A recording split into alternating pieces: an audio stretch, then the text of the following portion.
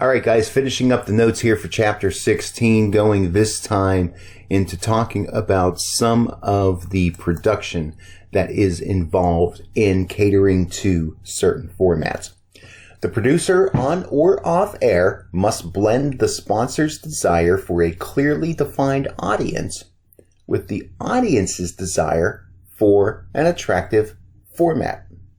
Keep in mind that with a radio station, they are trying to largely cater to advertisers and sell the listener as the product. Yes, they're formatting their programming in such a way to attract audiences. So in a way, they need to serve the listener, but ultimately, they're serving the listener in order to be able to serve advertising clients, because that's how stations make their revenue. The producer's job is twofold. Number one, get the listeners. And number two, avoid doing anything to make listeners tune out. Once the listener is tuned into the station, it is the station's hope to keep the listener tuned in as long as they possibly can. So, a station wants to build time spent listening, and they want to limit turnover. They want to keep you listening on the air as long as they possibly can. They want to keep you from tuning away. Three major factors involved here. First off, avoiding dead spots. Colloquially, we tend to call that dead air on a radio station. Dead air is bad air. Now, there are some minor exceptions to that depending on the format that you are working with. Sometimes a dramatic pause in programming, especially in talk radio, especially on classical music stations, is actually appropriate and in a way expected. But by and large, if you're tuned into a radio station and you don't hear anything coming out over your speakers, it takes a listener maybe 2 or 3 seconds to hit that scan button and forget that you existed. Also, you want to avoid jarring transitions. Colloquially, a lot of times we call these train wrecks because you have a certain element of audio playing followed by something else that doesn't really quite seem to fit what's going on in the course of programming. You might have a very loud up-tempo intro as a bad choice to follow a soft song ending, for example. There's a lot of different ways that train wrecks can happen. So you want to avoid those as much as possible. Also, keeping the listener tuned in through quarter hours. So if you have someone that's listening in the first quarter hour, for example, and they are tuned in at 15 past the hour, if you can keep that listener tuned in past 15 past, at least to 20 past or longer, then you're increasing your AQH ratings numbers for each of those 15-minute periods. Production for adult contemporary. We're going to look at some different formats here and some things to keep in mind as we go from format to format. AC stations usually have 6 to 14 currents in the main rotation. These are songs that will be regularly inserted into the playlist. The hotter the AC format, the more currents that there are going to be. Research shows that the lack of song identification is increasingly irritating to the AC audience. To do this after a song is called giving a back sell or to back announce. So you play the song and you announce the title of the song, the artist, that sort of thing.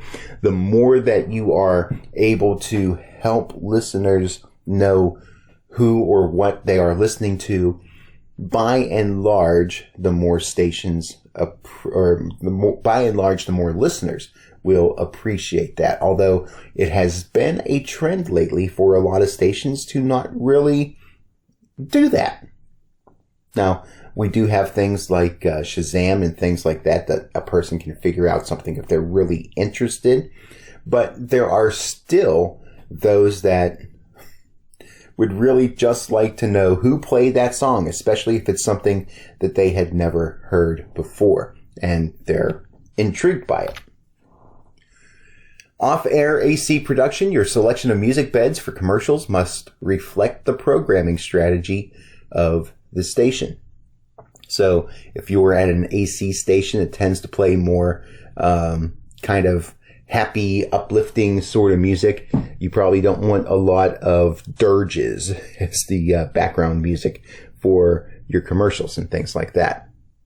Also use a good selection of female voices. The commercial voice is often representative of the listener. So, by and large, when people listen to a station, they like to hear voices that they can identify with.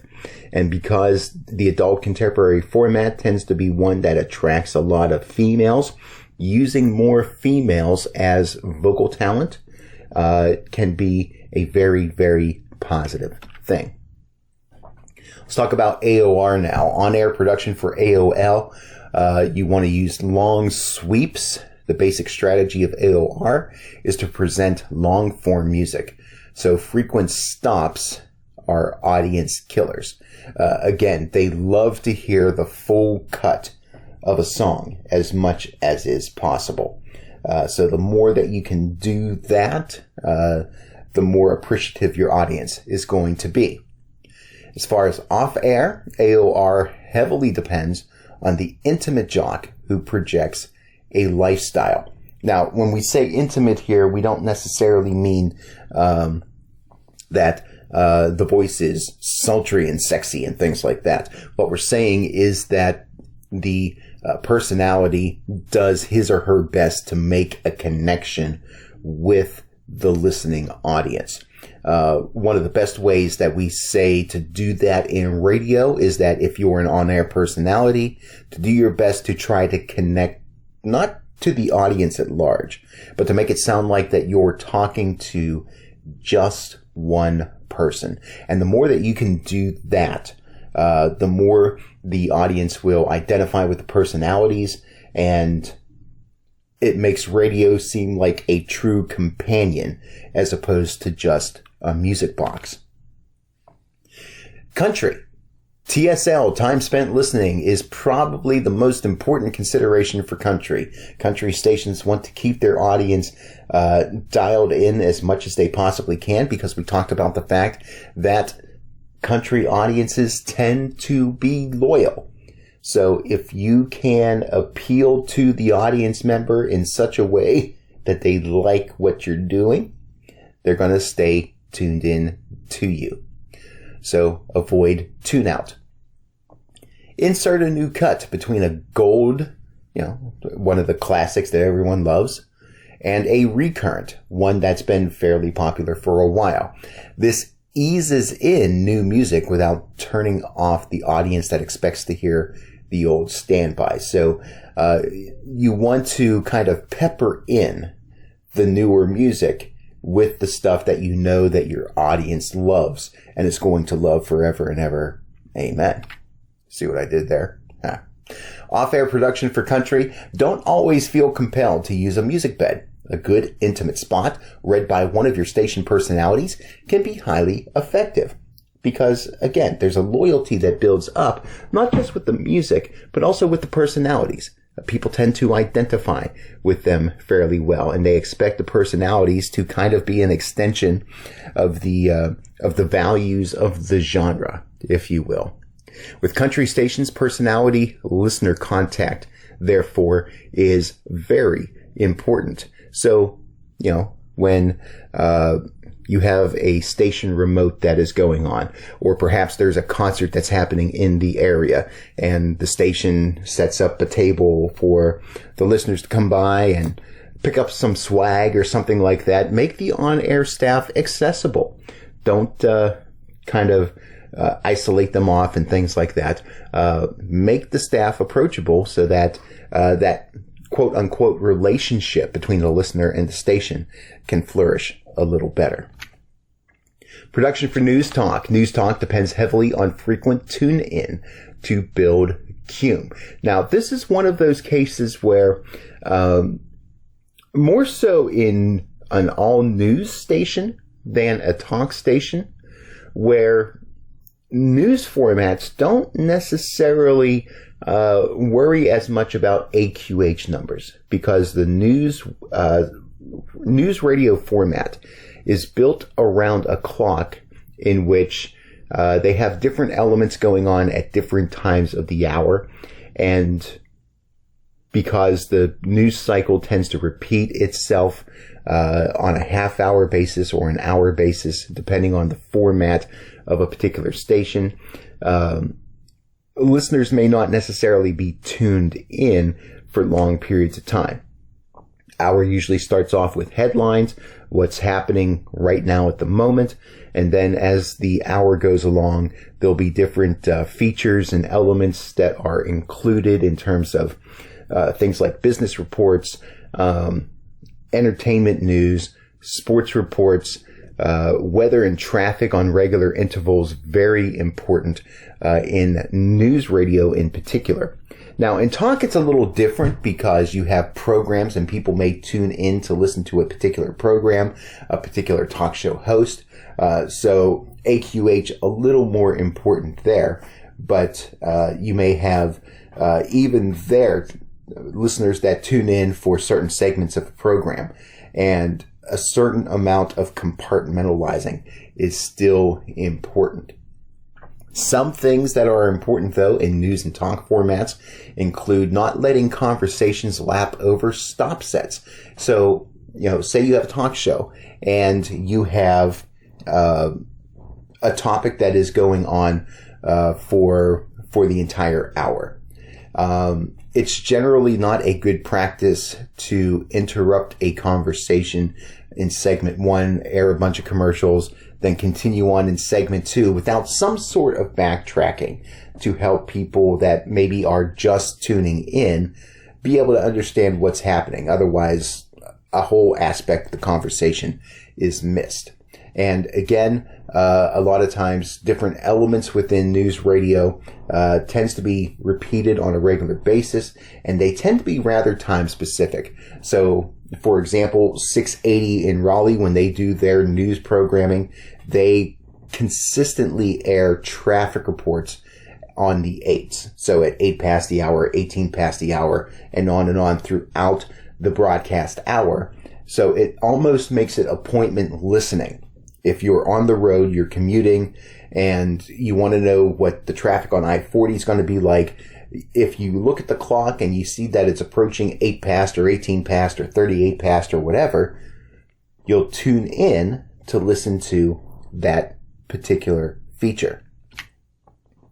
Off-air production for news talk, commercials, and public service announcements should sound like the news talk product itself. It should be punchy. It should be authoritative. Things like music beds and sound effects and shock value, not necessarily as important on most news talk stations, unless you're talking about maybe a hot talk format, which is popular in certain markets, and perhaps a little more shock value is appropriate there. But again, that gets to knowing your particular audience and knowing the programming that you have on your station and making sure the overall sound of other elements that you have, that they all complement each other, that they seem to go together, if you will. Top 40 production. Top 40 advertisers want the best of both worlds. They want high gross impressions, they want high reach, and they want a good many repeat listeners. They want frequency. And it can be a challenge to keep listeners tuned in on top 40 stations, depending on how fickle they are about the things that they like and don't like.